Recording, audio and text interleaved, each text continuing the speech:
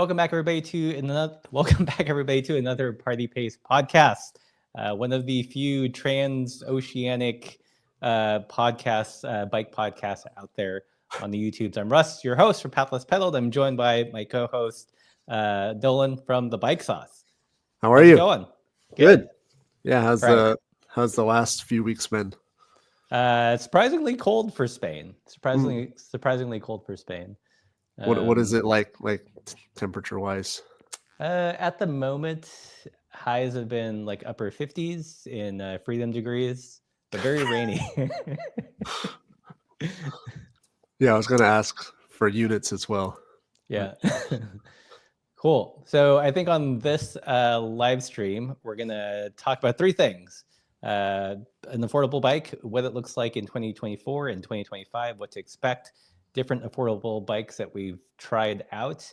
And then I thought we'd do a really quick, our favorite gear of the year, like things that we tried this year that when we use them, ride them, they bring us joy. And the last part's going to be predictions for 2025, since that's not too far away. Cool. And if you guys have any questions or thoughts or comments, as always, just jump in the comment section. Let us know where you're watching from, all that good stuff.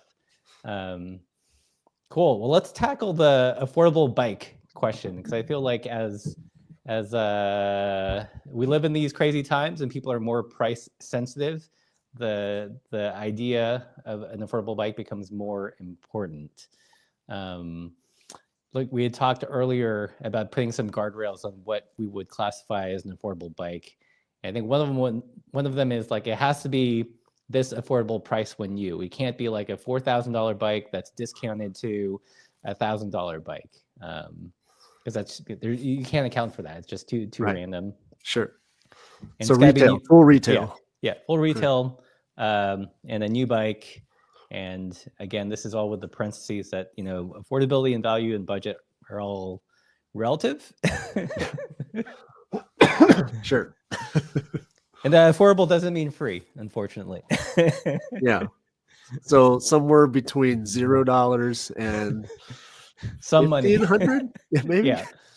Yeah. I mean, I feel like with inflation and what bikes can cost new, like $1,500, while not free, we'll be clear, seems like a reasonable upper limit to affordable. I feel good about that.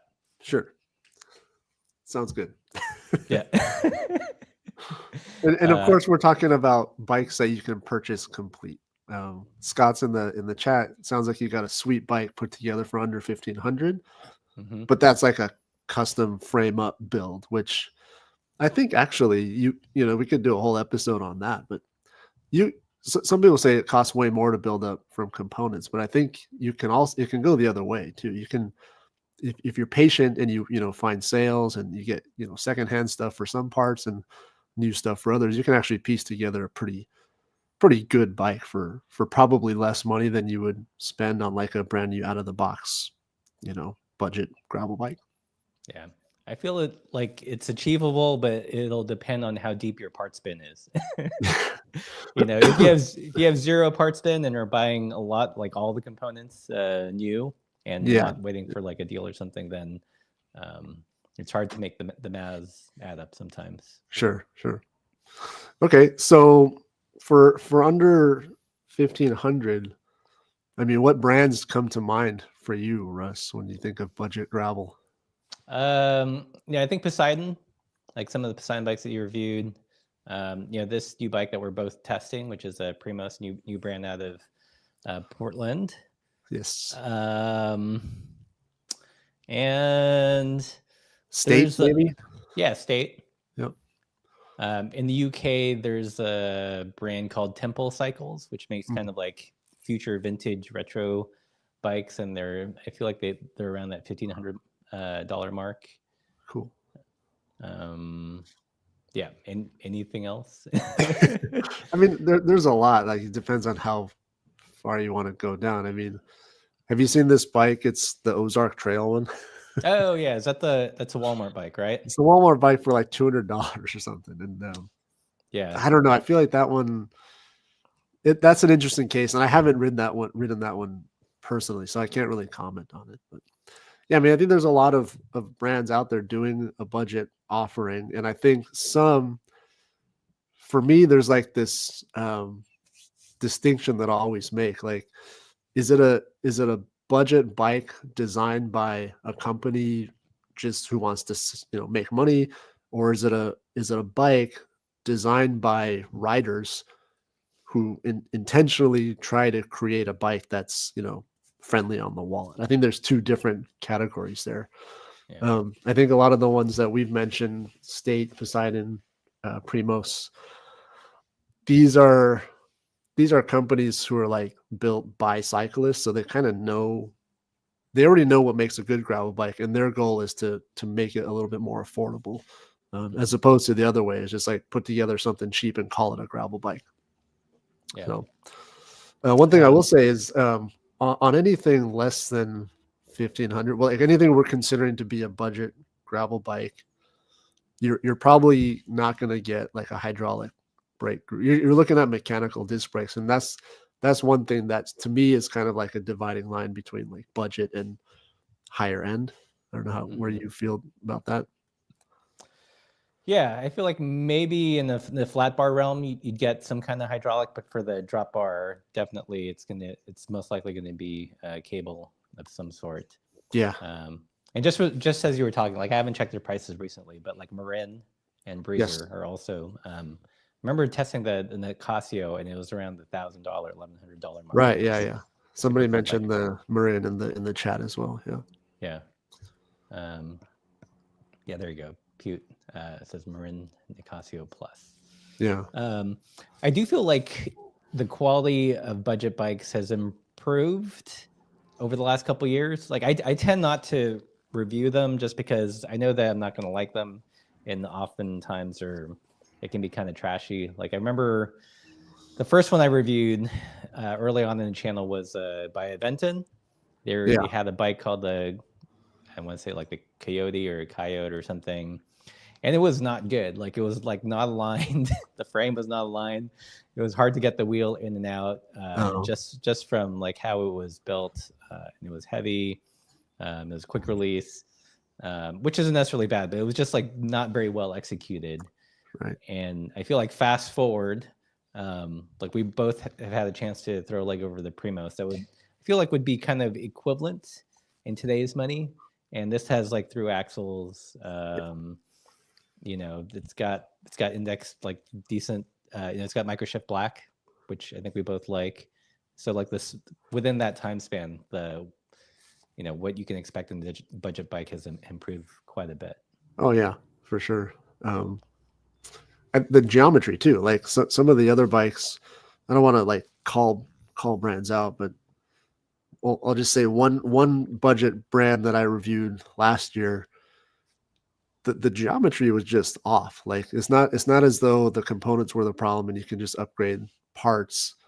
The frame design, it just seemed very strange. Like it felt like a non-cyclist designed that frame based on what they thought a gravel bike should be. Right. And so I think, there's a lot to be said about like starting with the design, start with the frame geo, and then just build it out from there. Yeah. Well, let's talk about the Primos since we both have one, because I feel like this bike actually ticks a lot of interesting boxes. Sure. It's got modern standards, nothing like weird. I actually like the geometry of the bike. Like I had talked to Pascal, and he Carlos. said that and Carlos, and he said that they'd seen my review on the Bombora and kind of loosely based it on some of that feedback. So the rear end's a little bit shorter. I feel like it's pretty fun and playful. It's a nicely balanced bike from like the 2 rides I put on it. Yeah, I've gotten maybe 3 on it so far. Yeah. What kind of riding have you been doing on it? Honestly, mostly just in town commuting. I've not taken it off road yet, just because I'm still dialing in the controls, like where I want the handlebars to be and all that stuff. I wax the chain and do my usual prep for kind of thing, that kind of stuff. Right. So far you're liking it. Yeah, I mean, there's a couple things which I feel like is to be expected at that price point. The big obvious one is weight. Yeah. It's hard to get like a light budget bike, especially if it's steel. Yeah. But I mean, I like the choice of the shifters. I feel like it's a little bit over geared. Yeah, I agree. And that this is one thing I feel like a lot of I don't know. It doesn't make sense in entry level bikes because it's got a 44 tooth chainring, so fairly big even by expensive gravel bike standards. Right. And the cassette's 1146. And I feel like at that price point, you're going to be targeting more of the beginner cyclist. It's probably not, still getting used to riding a bike, perhaps. I don't know. And 44 seems like a big gear to push for someone in that, in that range. Yeah, I agree. I was going to try and share because I feel like we're talking about it, but we haven't really introduced the bike. It's a relatively new bike, so I'm not sure people know what it's looking like.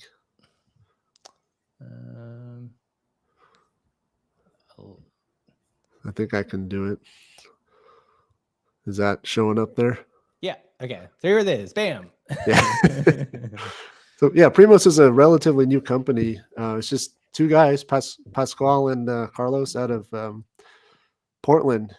Yeah, they moved here recently. Basically, kind of cool story. They kind of like sold everything, went all in on this company. It's really something that they stand by. It feels like, and this is, I think, their first offering. So it's a chromoly, right? It's a chromo frame with the steel fork. So it'll last forever, which is kind of nice.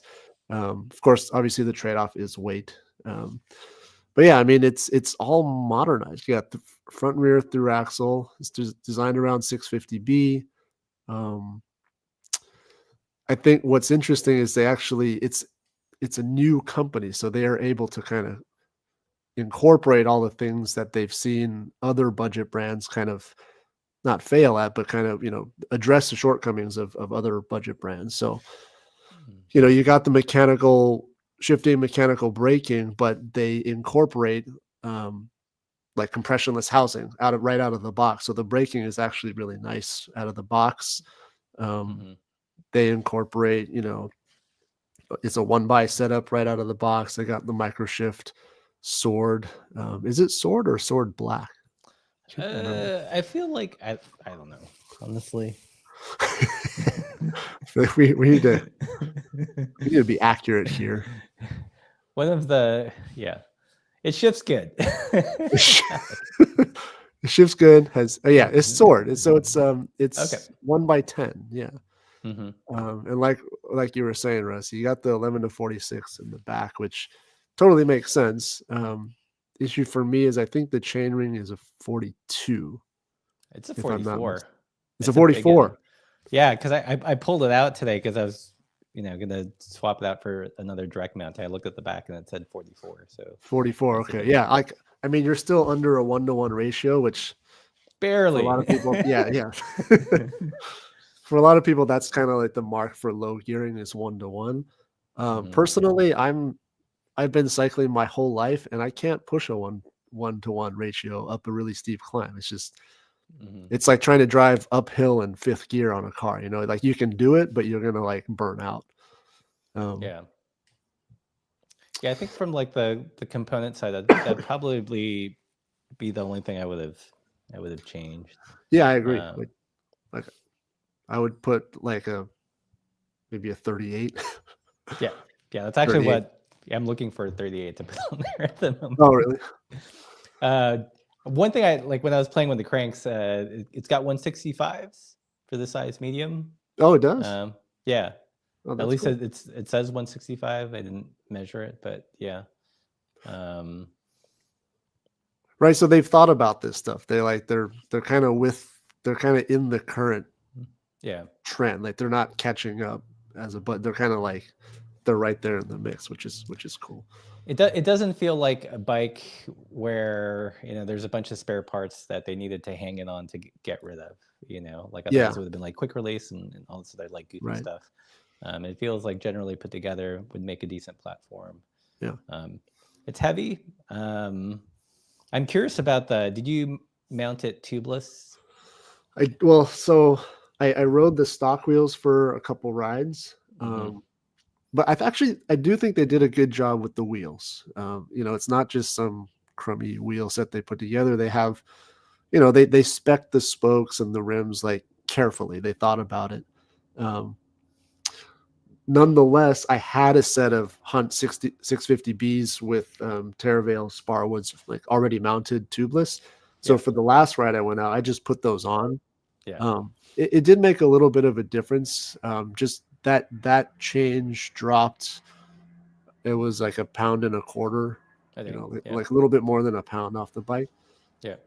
But typically, if you take like stock wheels, which are usually kind of an afterthought, and you upgrade the wheels, you can drop a couple of pounds. So, in this case, I dropped 1 pound, which was not nothing, but I think that just kind of speaks to the fact that they thought about the wheels and anyway, so yeah, running tubeless, it actually does feels nice. It feels nicer. Yeah, I was just curious because like I've not measured it, but like the rims seem like they have at least the stock rims seem like they have a really wide internal diameter. Yeah. So I'm curious, like, is it like a 28 or I don't know, is it more than 25? And the way like the stock, I mean, it's got a 50 millimeter tire, and the way that it's sitting on there, it's not as bulbous as if it were on like 23 or 25. Right, it doesn't balloon out so much. Yeah. This is easily, and it's hard to tell from looking at the outside, but this is easily a 24. Yeah. 26 inner width, I would say. Okay. Which again, it's not common. Like typically you'd see, kind of cheapy wheels that are really probably too narrow for what you'd want to run. Yeah. Yeah, I think overall, good job. Again, I haven't put a ton of miles on it yet. Still like setting it up, but I think it sets a pretty decent bar for what to expect in that price range. Yeah, and to be honest, I'm not sure like what the current price at $800, and I thought it was over 1,000 when they first launched. So I don't know if this is a sale price or if this is going to be like the going rate, but for $800, I mean that sweetens the deal, sweetens the pot even more. Yeah, I mean 800, I think it's a great deal. Yeah. So Pascal's chiming in 27 inner, so it is like wider than usual. Yes. Yeah. It's kind of interesting. Nice. Cool. Let's see what else. Well, you've reviewed more budget bikes this year than I have. What else have you taken a look at that you like? This year I did the Poseidon Triton, the new Poseidon, which is a really good bike, and technically it's a road bike, but I'm kind of lumping it in with gravel because it's really more of an all-road bike. Yeah. What else did I review? I can't really remember. And that one's aluminum. Aluminium. Yep. Yeah. Yeah, the Poseidon's aluminium with a carbon fork. It is lighter, obviously, but it rides differently. So, how much do you know what the retail of that is? Oh man, I want to say it hovers around 1,000. Okay. Yeah, but yeah, right around that $1,000 mark. Poseidon Triton right now is $1,000. Yeah, the Redwood is on sale for $600. I mean, that's a sale price, but right. Dang. That's low. Yeah. Isn't that? Yeah. If you guys want these budget bikes, get them now before there's more tariffs, because they're not gonna get any cheaper. Speaking of tariffs, that's gonna be one of my predictions and how it's gonna affect bike prices. But we'll get to that in a little bit. Okay. Yeah. Well, cool. If you guys have any comments, what's your favorite budget bike in the chat? Let us know. So I think overall, it seems as if what you can get in the budget price range has improved. Yeah. At least with some brands. For sure. Yeah. I mean, I think if you're careful about it, like obviously companies like Poseidon and Primos, they're very careful about how they spec parts. And it seems like they start from a point of what they want on the bike and then go out and find it, figure out how to make it happen. As opposed to kind of starting with a price point they want to hit and then like figuring out what they can just where they can cut corners to get that price point. Yeah. So. Another one for the Ozark. Have you looked at the Ozark closely? I've seen other YouTubers make videos about it. And we don't have a Walmart here. We've got Decathlon. I think the closest analog would be a bike called the Tri-Ban. I mean, I can share. I'm not making Francis Cade money to just go in and buy a 400 euro Decathlon bike like that. Oh, it's Francis Cade money, not GCN money anymore. It's a moving goal. It's a moving goal. Okay, so for $248, yeah, you get a 6061 frame with nutserts, whatever that is. Nutserts. I'm not sure what nutserts are. Internal routing, which my guess means that's internal through the down tube and then it pops out. I'd pay more to not have that. Yeah, it probably pops out right by the bottom bracket. Right. 2x, I'm not sure what it's over 30 pounds. Okay. And it has the L2 2x7, which means it's not a cassette, it's a freewheel rim. Okay. And if it's a freewheel rim, I'm assuming that it's not through axle. It's got to be quick release. Yeah, quick release mechanical disc. I mean, it's a bike, and to me, it's like it looks like a gravel bike, but it weighs as much as like a full suspension cross country bike, and I don't know. Like this is just an interesting case of can we find the bottom line basically? Because I don't know what else you can find for less than $248. Right. I did that interview. I don't know if you saw it with Aaron from Go Grava, and he services like a lot of bikes from Walmart. I don't know if they assemble if they would be assembling the Ozark any differently, but he said he was just surprised at how bad they were, like, and how quickly they fell apart. Oh, interesting. I don't know. Maybe the Ozark's different. So here someone's chiming in. I worked on someone's Ozark Trail G1 bike. Not too bad, but Walmart is criminal in their setup. The customer's brakes did not even work since Walmart did not adjust them properly. So there's a little bit of you get what you pay for. I think there's a lot of that here. Yeah. Well, the thing is the employees aren't mechanics. They're just Walmart employees. And now they're tasked with building up these bikes with basically no instructions. So the video to make would be to buy an Ozark and then put some carbon wheels on it and then pimp it out. I guess, but you would need carbon quick release disc wheels. There's a lot of those, right? Does that exist? I'm not sure if that exists.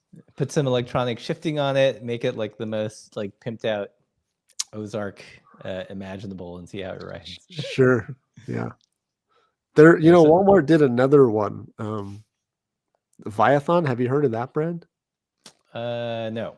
Oh yeah. Yes. Yeah. Wasn't that they're more upscale, like Rafa-esque brand, in-house brand? Yeah. Right. It was a Walmart brand called Viathon, but it's like mid-tier carbon gravel frame with GRX.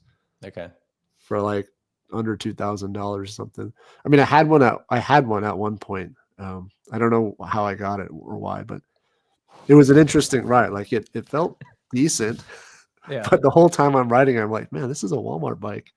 Yeah. Anyways. Yeah, I know that's like Decathlon has they have their own upscale brand here called Van Rysel. Oh, okay. And I think they actually are sponsoring a team in the Tour. Oh, interesting. Which is, I don't know. I've not not ridden it. Again, don't have that Francis Cade money. So, yeah. Decathlon Tri-Band, yeah, that is one of the ones here. Yeah. Okay. Well, so, yeah. Well, I was gonna maybe end the discussion with. I mean, it seems like the one thing that we can fault for, like a good budget offering around under $1,500. It seems like we always come back to weight. Like the brakes, they're all going to be mechanical, but I think if you set them up properly, you bed them properly, you get nice compressionless housing. It's a pretty good brake. It's passable. But the one thing that's a little bit hard to overlook is weight in some cases. And so, like where my mind is at right now is I've been riding the Crux recently, which is the lightest bike I've ever ridden. And then I, compare that to the Primos, which is a great bike, but it's, literally 10 pounds heavier. And so for you, like, I feel like you don't, correct me if I'm wrong, you don't care about weight that much, but I feel like every cyclist kind of has their threshold. And so where do you fall on that spectrum? Yeah, I mean, for me, a light bike is anything close to 20 pounds. Heavy bike is, over 30. Just, that's just what I ride. Not that I don't appreciate like a lighter bike, but my stable, that's just where the weights fall. Right. But yeah, weight's always an issue. And I think like wheels, I always, those are, if you get a budget bike and have the funds at some point, like wheels are worthy upgrade. I actually think like the tires are pretty good on the Primos, like no complaints so far. Yeah. Definitely they could be stocked with far worse tires, things that ride like lead weights. Yeah. But here, yeah. Yeah. You get the Terra Hardpack Continental. Yeah. So cool. Is that all we got on the affordable bikes? Someone asked about the State All-Road, the State branded shifting. It wasn't. It was rebranded shifting, from what I recall. And I'm blanking on the name of the. It's Sensa, right? Yeah, that's right. It was Sensa, right? So the State All-Road, they put their name on the shifting, but it's actually just a rebranded Sensa like one by shifter. And I personally just didn't like them. No. The shifting was very strange. It was very imprecise for me, and I did my best to set it up pretty well. That to me, that was a little bit hard to get past. But yeah, I'm trying to. I know I reviewed the State. I forget what the groups that would have been on. It must have been like the State that was rebranded, or the Sensa that was rebranded, or I think it's like Sensa Empire was what they were using. Yeah, too far away for me to remember. Let's see. So someone mentions Kev Central. He does do a good job at reviewing Walmart bikes and department store bikes in general. Right. So I mean, if that's where your budget or your interest is, then definitely go there. Okay. All right. So let's move on from the affordable bikes discussion. Next, we're going to talk about our favorite things that we've reviewed this year, and then our predictions for 2025. We've got a couple. Okay. So gear of the year. What's something that you reviewed this year that brings you joy, that you're glad to have tried out and is in regular rotation? Okay. In no particular order, my buddy Andrew turned me on to these Pirelli tires. I needed something a little bit beefier for when I did Mammoth, and he said, just try these tires out, because he wasn't using them. They're the Pirelli Centurato Gravel M tires. And I really like them. I don't know. They're not the lightest tire. They're not the fastest rolling, but I've never flatted on them, and I don't know, they just feel really good. And so now I've got them on two. I've got them on two bikes, and I may get another set for another bike.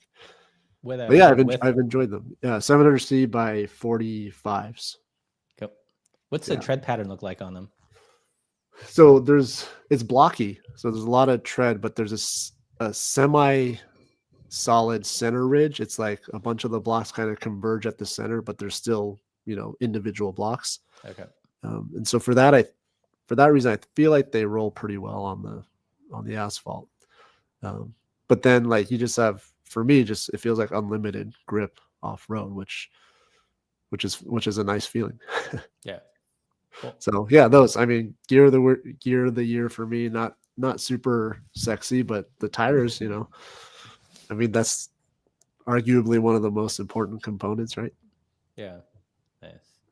One of the favorite things I didn't think I was gonna like, that I thought was gonna be completely excessive, is actually this bike stand behind me. It's Oh, the it's the field unit, and it's a collaboration between EVT, so Efficient Velo Tools, based out of Portland, and Minora, and it is like one of the herkiest fold up bike stands I've ever tried. It is not inexpensive, but like the right degree arm clamp is just super robust. Like when I reviewed it, I put a cargo bike and was able to rotate it, like almost like, I think I did a full circle. So you can do it that way, just like rotate the bike like that, and also rotate it this way. Just because how it clamps, like it's a big like donut, so there's just a lot more clamping force and just easier to maneuver. yeah. And it's a bike stand at the end of the day, but now that we're in a very small place and I have to maneuver things very carefully, it's just been so nice to have something that holds the bikes Nice. like super solid. How much does that stand run? Like 500. I mean, that's a lot, but that's not. That's what you pay for like one of the park ones. That's a standard tripod one. Yeah, and it's less than like the other. Like I don't know if you're familiar with EVT, Efficient Velo Tools. No, not so much. But they make like really, like industrial grade like bike clamps and bike tools. So in the spectrum of the stands that they offer, it's one of their less expensive ones. But nice. I think for the typical home mechanic, it's a lot, admittedly. Totally. Yeah. Have you ever had a bike like fall, like tip over while it's in the stand? Not on any other stand than this? I have. Yeah. I've had I'm not gonna name the stand, but I've had it where where it extends, like the height adjustment extends, and I kind of overextended it beyond where it was clamping. Oh. And when I put a bike on there, the whole thing snapped. Like I had misjudged like how much overlap the stand needed. It sounds a little bit like user error, perhaps. It is user error for sure, but that's not. It wouldn't happen with this stand because that's just not how it's built. Oh, okay. Like it's not like angled out and cantilevering the weight. Yeah, it's always like up or down. I got it. And that's another thing. It's like typically most of the stands I've used, it's hard to adjust the height with the bike on the stand, and with this, it's like a non-issue. Oh, interesting. I asked because I wanted to tell my thing. If I've had this stand forever. It's like the Amazon, cheapo, under $100. It works really well, but it's just not that beefy. So I remember once I had the bike kind of angled up, so the front wheel was way up in the air because I was trying to get to the bottom. And then I turned around for 1 second to grab a tool, and then like the whole rack came down, chain ring first on like the back of my neck. Oh no, geez. I think I needed a better rack or a better stand. So that was very painful. But yeah, you get what you paid for. So yeah. So this expensive but really nice, and I use it all the time. So like whenever I'm using it, I'm like, oh, this is nice. Very good, very good. All right, what's something else that you've another gear of the year for you? Yeah, okay. So one actually I just thought of, since we were talking about tools and maintenance related stuff, is the Feedback Sports torque wrench. Okay. That's the one I use the most. I forgot the name of it. It's right here. It's just perfect. It's got everything you need. It covers 95% of everything you need for the bike. This guy right here. Oh, okay. Wow. It's small. And yeah, it's small. Everything works, is clearly labeled, scales in Newton meters. It goes from 2 all the way up to 14. Oh, wow. Which to me is the perfect range because a lot of them go from like 2 to 10 or 2 to 12. But sometimes you just need that, some things call for 14 or a little bit higher. And so this, is it a click style head or is there like it's a torque click, arm? a click style torque wrench. It's really small, fits. It's really small, and that comes with the accessories. Like they really thought about it. Like you get a couple of long ones, and you're like, why did they get? Why did you get? In addition to the standard bits, you get like a few long ones, and it feels kind of random. But then like when you're tightening the brifters on your handlebar, you just want that little extra one. It's like, oh, it's perfect for that. So I don't know. It's a well thought out tool. It works really well. When you have a torque wrench that small, where's the appropriate place to hold it? Well, per the instructions, you're supposed to hold it at the knurled. So you just kind of support the tool head as you turn, and then you just kind of pull from here with 1 or 2 fingers. Gotcha. Because yes, it does matter where you hold the torque wrench on click type torque wrenches. Yes. Cool. That's scientific fact. Yeah. If only someone had a video about it. I'm gonna grab my next pick real quick. Hold on. Yeah, sounds good. Wonder what it is.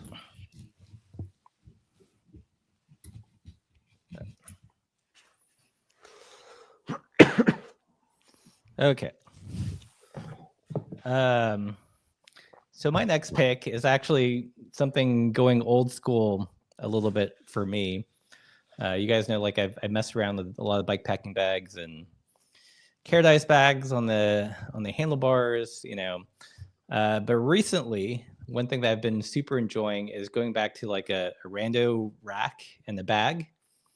And there's a German maker, not too well known in the States. It's like 2 companies. The rack maker is Align, and the bag maker is Graham Tour Packing, and that's what this is. Ooh. So I think typically when you think of a rando rack or rando bag, it's got the vinyl cover, maybe something like the old French style. So this is kind of a modern take. And the rack that they make is like this kind of angular, quasi arrow thing. But this thing is super nice. It's it uses Fitlock as the closure. Nice. And one really brilliant thing is like I don't know if you've ever played with the Swift Industries rando bags or Acorn rando bags, but they usually attach with a Velcro that goes this way, like horizontally. Mm-hmm. This attaches to the rack in the front and in the back, and it's a lot quicker to install, and it's like super stable. Interesting. So yeah, they've really taken like the classic rando bag and kind of modernized it, made it a little bit more svelte. And I'm digging it, especially for the winter. I put a bunch of winter layers in here, and it made me realize, like in my early days, like when I even pre-YouTube, rando bags were like my favorite thing because it felt like a security blanket. Like it would always carry all my things, all my tools, extra food and layers. And when I didn't have a rando bag, I'd feel naked. I think that's why I always had bags on my bikes in general. But it's just nice to, put the rack back on there, put like a nice civilized rando bag, and one and done. Yeah, I haven't seen too many of those types without the kind of clear vinyl map sleeve on the top. Yeah, and I feel like, well, I don't claim to be a randonneur, but I can't imagine the last time anyone put like a paper map in there. No. Yeah. Well, yeah, I feel like that's wasted space when they put a vinyl thing. They should just make it like a Garmin mount or something, something the modern era. Right. Right. Not to say people don't use paper maps. I feel like there's still a subset of people who do, but I haven't used a paper map since I've never used a paper map for a bike. No. We used to, when we first got into touring, we used to be AAA members, and one of the perks was you could go to any AAA and grab their maps for free. So we had all these great maps of California and other states, and we'd highlight our routes and write all these notes. Those are actually some of our prized possessions. Those are in storage somewhere. That's cool. Yeah. It's like a living document of all the places. That is pretty cool. Yeah. Yes, proper maps are great backups. That's right. I agree. All right, let's do one more. You got one more? Yeah. I mean, my mind was going to wheels, which again, not super sexy. But I feel like there's been this kind of shift in the industry. Again, because the Star Ratchet patent expired. And so that's DT Switz's Star Ratchet patent expired. So a lot of the wheel manufacturers are now adopting the Star Ratchet hub design. Not the new EXP design, but the Star Ratchet. And I just think that's a great thing. So like some of the wheels that I've been using on heavy rotation are the Logos wheels, the Epoque wheels. Just a really well thought out wheel. Nothing super flashy, but everything is just designed and thought out really well. And one of the features of that is uses the Star Ratchet system. And then for one of my mountain bikes, there's a local company called Verum, based in San Diego, and so he actually sent over a set of wheels that I'm really liking right now too. So he does it's hand built wheels out of San Diego, but he sources the rims, he sources the components from overseas, but then all the wheels are hand built in his shop in San Diego. So Verum, that's Verum, really nice, high quality wheels. And I kind of forgot what like a really nice wheel set does to the ride experience. Like you wouldn't think, switching from one like a Paul style hub to like a Ratchet design does anything to the ride experience, but somehow it just feels different. Yeah. Yeah, I'm a big fan of the Logos wheels too. I've got a pair, I think they're the Athos 650B on my Sklar. And I've been surprised how durable they've been. Like, not babied them. They've taken a couple international trips in the bag, take them on the gravel here. And yeah, they're great. Love them. Yeah, for sure. All right. So my last one is I'm going to cheat a little bit. It's going to be a bike and some components on the bike. And that bike is the Soma fog cutter. There it is. And it's like, I made a video about it. I literally like emailed Jim. I was like, hey, I'm doing, Peak Mechanical. I need a frame to put some parts on. Yeah. And it's ended up being one of my favorite bikes to ride. It's a little bit spicier, shorter, lower trail than the Sklar. So it's a good kind of foil to that. It just feels zippier. Even though it doesn't, it's not like lightweight by any means, but it just feels like quick and nimble. And in particular, like I feel like I really dialed in the drivetrain for that, like the Tiagra 4700 10-speed with a 4226 front chainring and 1142 rear. It's got massive range, relatively simple in that 2-bike configuration, right? And it shifts great. So whenever I hop on that bike, both from a handling, shifting, and gearing perspective, I'm stoked on it. Nice. That's your road bike, basically, right? So my road, currently it's got full fenders and the rando bag, so it's my rainy road rando bike. Cool. Yeah. I've been getting a little bit of, I feel like anytime I do stuff that's not budget gravel, I mean, I've been doing some road stuff recently. Like the Montebello and the Triton. I have a couple of ideas for this Polygon Stratos, and typically those don't do well, and I get some flack for being a roadie. But, you sold out. You've changed. Yeah, but I don't understand how riding a road bike makes me a sellout.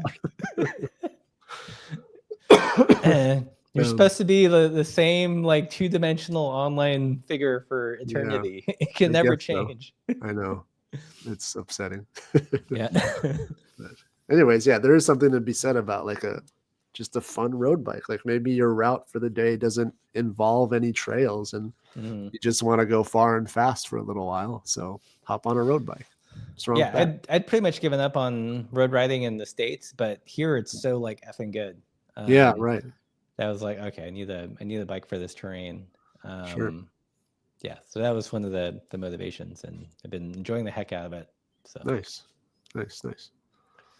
okay, so let's move on to predictions for 2025. Okay. Do you want to start, or do you want me to start? I feel like my predictions are going to be smaller minded, and yours are going to be very vast and like thought provoking. I feel like we'll agree on we'll have the same ones on some things. Okay. I mean, I'll start because they're probably not as exciting. I do think over the past year, like aluminum frames, like obviously a lot of people are talking about is aluminum back, and then as soon as someone writes is aluminum back, someone's there to say it never went away, but it kind of did for a while, in my opinion. Aluminum kind of did go away, and I think it's on its way back because I think it's at the end of the day, it's a really good material for a bike frame if you design it well, and I think that's the part that was maybe missing from the previous generation of quote unquote harsh aluminum bikes. I feel like we'll see a lot more aluminum bikes come out next year with less of a stigma attached to it. Yeah, I feel like we talked about this topic like a year ago on the live stream. Maybe. Yeah, is aluminum making a comeback or something? Yeah, right. And yeah, I think other people have caught on. We're just ahead of the times. But for sure, I think like especially with gravel, I think we've spoken about this. Like when you have a wider tire, frame material you feel more of the tire and the wheel than like the frame material. Right. So definitely it makes sense for something like a gravel bike. Right. Yeah. Even mountain biking, like my crowd again, like road and mountain bike are on the fringes and budget gravel's in the middle. But mountain biking, like the new house, the Hummingbird that I really love, it's a hand-built steel frame, but they're going to start doing that same frame as a production frame in aluminum. So and I don't think the ride feel is going to be that difference because you're running 2.6 or 2.8 inch tires at like 15 psi, right? So, right. Yeah. Cool. So aluminum, yeah. How about one of yours? I think in 2025 we will see more alt components. Can you define that? So not Shimano or SRAM parts. Oh, okay. So we've got things like the Madrone Jab, like he announced that. Yeah. And there's that other fancy artisanal one that was on the Radavis. Saw that one, the really angular looking one. Yeah. Rivendell is supposed to come out with their, rapid rise rear derailleur sometime in 2025. We've got our alt cranks, which have it's going to be 24 millimeter Shimano spindle, but uses SRAM 3-bolt direct mount rings, and one of the options will be a 110/74 spider. And nice. I asked Jim if we could do purple big ring and teal inner ring, and purple bolts on like a all silver. So yeah, there's gonna be alt components. Interesting. These are the ones I know of, and I suspect like there's going to be some more. There was, what's that brand? Ingrid. Yeah, they've been showing off their Brifter that looks like a Minecraft. Oh, that was the really angular one that I was referencing. Yeah. Yeah. That's right. Oh yeah. So who knows if they're going to come out with their shifter? I know the Grotac equal levers. Oh, that's right. Reviewed. That's right. There's supposed to be, I think they're still like refining it before they open it up to like other markets other than Japan. I mean, and that's stuff that you haven't even really mentioned, like the Chinese stuff, which I don't think is bad in some cases. Like the L2 stuff it's got mixed reviews, Sensa stuff, obviously, but and you're not going to have any interest in this, but like I've been reviewing a couple of the wheel top electronic group sets. Yeah. they're freaking good for, like a quarter of the price of what you would pay for a Shimano or a SRAM setup. Yeah. They do everything, and they're good. So Yeah. there's Daniel's in the chat. Yang MFG. Sorry, made a huge error. Oh. The production Hummingbird is not going to be aluminum. Sorry, it's going to be production steel, which is cool. Gotcha. Yeah. So. Yeah. Yeah. Error correction. All right. Some here are looking forward to the Grotech shifters. Yeah. Yeah. I had them on the bike. I put on the Soma Gavnow style shifters, then put the Grotechs back on just to compare. And so far they've been pretty robust. I did have to tighten one of the screws. Like it was starting to ghost shift. Oh. So there's like a little nut that you just turn. But yeah, I love how small the levers are. I feel like modern levers are like so like chunky these days, and it was just nice to have like a small lever. Oh. So S race, Alan, is that S ride? Sunrace? Oh, Sunrace. What's Sunrace S ride? S ride's it's another component manufacturer. Right. Yeah. Former I don't have any experience with that. Former SRAM employees. Oh. Right. But after like SRAM left that factory, they just continued making stuff. Interesting. Okay, so I'll predict that we're going to see, and I don't know if it's a good thing, bad thing, but we'll probably see more small direct to consumer brands pop up. That would be my guess, just because I think it's, well, given the, the internet marketing is easy. I think it's easy for small companies to pop up, try their hand at, doing a bike business without much overhead. So why not at that stage? Yeah. Okay, so my next prediction is that things are going to get more expensive. Okay. I know we just talked about affordable bikes, but I think with the looming tariffs, everyone being more isolationist, and yeah, things are just getting more. I don't see them getting any cheaper. Let's put it that way. No. So, yeah. So if you've got parts that you want to get from AliExpress, or now is a good time to stock up on overseas components. No one, like when the pandemic started, I said everyone buy your chains and all this stuff. No one listened to me, but I'm giving you guys a heads up now. Things are gonna get more expensive. Yeah, that's true. Well, so is the strategy to plan out your next several builds? I mean, if you know that you're gonna buy something, get it now. But I just don't see a way for bikes to get cheaper at this point, unfortunately. But that's such a strange idea, because just looking at the prices online now for like Poseidon and Primos as the two examples that we've been talking about, but I think you can generalize it a bit. The prices are actually coming down, which I don't understand. It almost feels like cautiously optimistic, but yeah. Or are they just offloading like way too much stock that they had? Like, I don't exactly know what's happening there. I feel like there's, the fire sale bargains are gonna probably still persist, but once like that clears out and there's new bike production, sure, whatever tariffs get put in place, and those new bikes will get more expensive, and likely, I'm curious to see, how that does affect brands like Poseidon and Primos if they do have to, raise the price. Yeah. I don't know if you saw our interview with Aaron, but he had talked about, what this means, or how he anticipates it's going to affect his bike shop.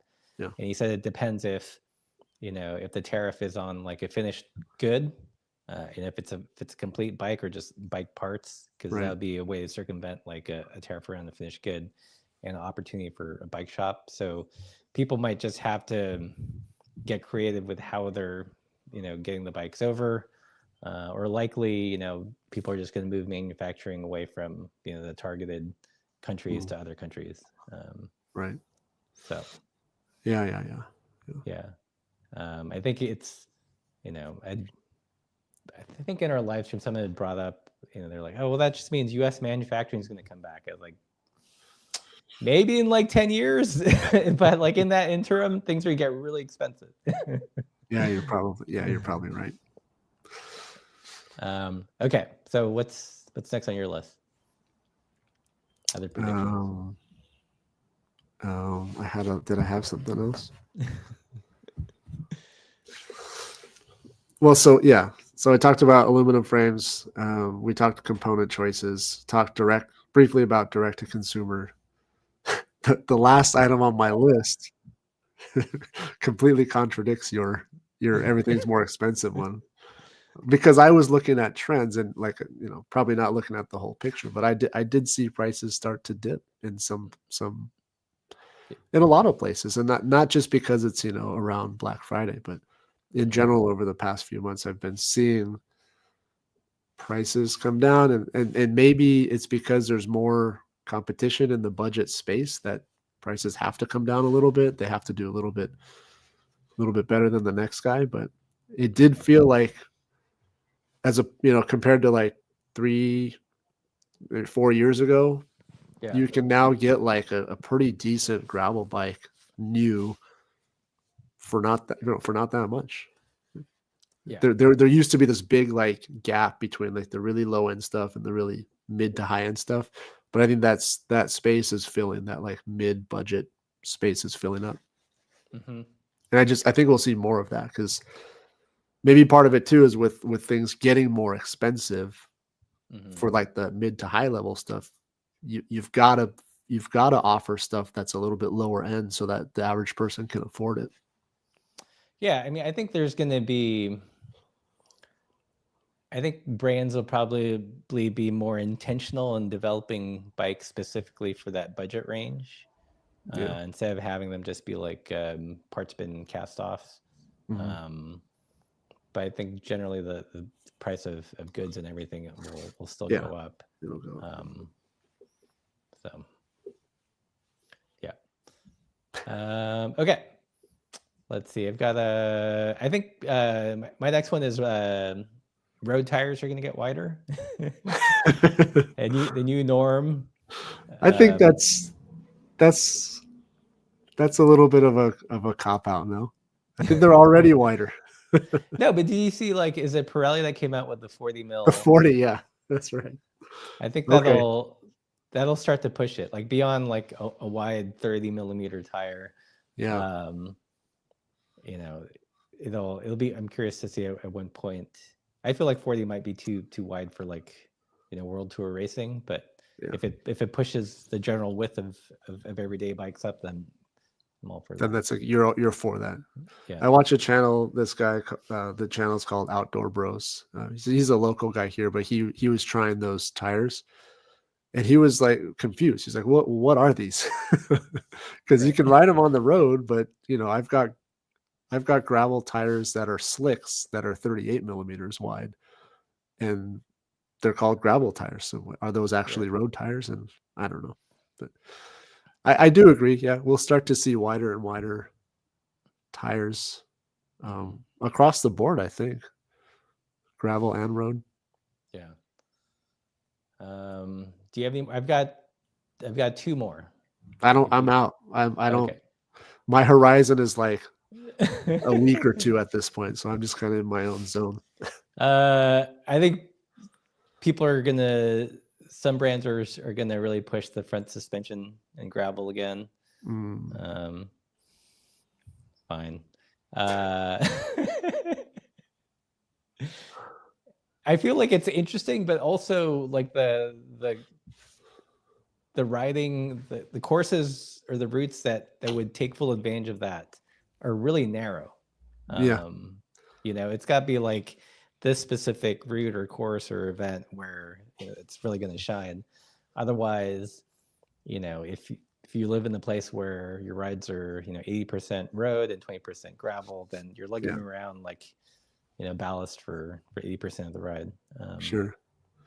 Well, yeah, to that end, I feel like the drop bar mountain bike will kind of surface next year. I don't know if you follow. I don't really follow racing, but I like Dylan Johnson's channel because he's just like a funny, knowledgeable guy. Mm-hmm. But he's also an elite racer, and so there was a little bit of a media little spotlight because he rode like a drop bar mountain bike and like won a race or something like that. Yeah. I've also seen a couple of other companies. Chaparral is a local company here. They're doing it's not a drop bar mountain bike, but it's very mountain focused geometry, but designed around a drop bar. So that's maybe one of my predictions as well. Yeah. I've got one more quickie, and then maybe we can pontificate about Daniel's question here. Okay. My next quickie is since everyone's going to be more price sensitive and the cost of bikes are going to go up, complete bikes, the next trend, I mean, it's a trend that's been happening for a long time, but I think we'll see absurd new lengths, is aftermarket bike jewelry. Where it's like very premium, normal parts, whether that's like a $250 seat post collar made out of gold. Okay. Or, just like titanium stem caps.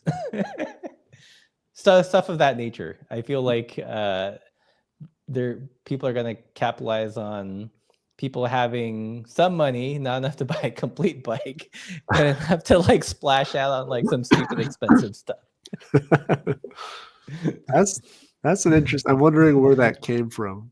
That just seems contrary to what the trend is right now. Really?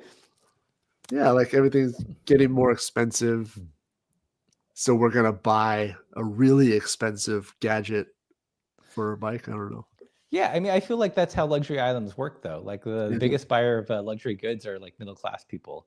So it's like you can't afford the $6,000 to buy a really nice bike, but you can splash out $200 on tie stem caps. So you can at least play the part for a fraction of the price. Okay. No, okay. There you go. I see it now. Okay, so we'll end with Daniel's question. YouTube daddies, what are your cycling media predictions for 2025? I'm not sure what that means, even really. Do you see any trends on bike YouTube, I guess, that are interesting to you? I don't know. I feel like I'm getting to that point in my YouTube career where I'm jaded. Trying to find a different word. Oh, you hit 50K? I don't think you were at 50K last time we spoke, so congratulations. Oh yeah, enhorabuena. Yeah, hooray. Took 5 years to get here, but did the YouTube money truck come in and just dump like a yeah, I don't know what to do with it all. So. Right. you're sitting on it. It's just I mean, what I will say is, and this is just because GCN still pops up. I don't even watch a lot of the videos, but they still pop up frequently. I feel like bigger outlets are getting a little bit away from like elite top end stuff, and GCN's doing stuff like, let's do a budget build and let's compare the super bike to this Walmart bike, and they're trying to be more relatable, which I think is a sign that the general YouTube audience prefers a kind of more relatable, like regular person kind of outlet, which is why people like they like, not to say you're a regular guy, but people gravitate to your content because it's relatable and they have the parts, they can try this stuff at home, like the Peak Mechanical stuff. So I think that stuff really does well. And so I'm talking more about content. As far as like cycling media in general, I don't know if I have any very keen predictions. I have found it interesting, like they're doing kind of old shovel kind of stuff for and it is I know that they probably get like a ton of flack from like, well, when are you going to talk about a bike that's not $15,000? Right. It doesn't help that one of their presenters inherited a manor. When did that happen? It totally reaffirmed like every like British stereotype. Did you catch that? No. One of their presenters started a new channel about how he inherited like a manor, like a big property, and how he's refurbing and managing it or something. And the thumbnail is of him in the GCN jersey, and then with the split screen, and he's like standing in front of this huge estate. So I think I did see that thumbnail. Yeah. I don't think I clicked on it though. Yeah, and I was like, that's not really like proving. That's not really like playing to the case that you guys are regular Joes when one of you all just got the manor. Right. Sure. But yeah, I agree. I think there is, like there is that term internet ugly, where it's like the less polished but authentic delivery. Mm-hmm. I feel like that's always like what I've tried to do. I mean, it's just who I am, like I'm not, so it's nice that maybe things are coming to that people are a little bit more media savvy, and they're a little bit tired of like super produced content, super polished content, and just like want some sense of reality when in reality where everything's fake, Yeah.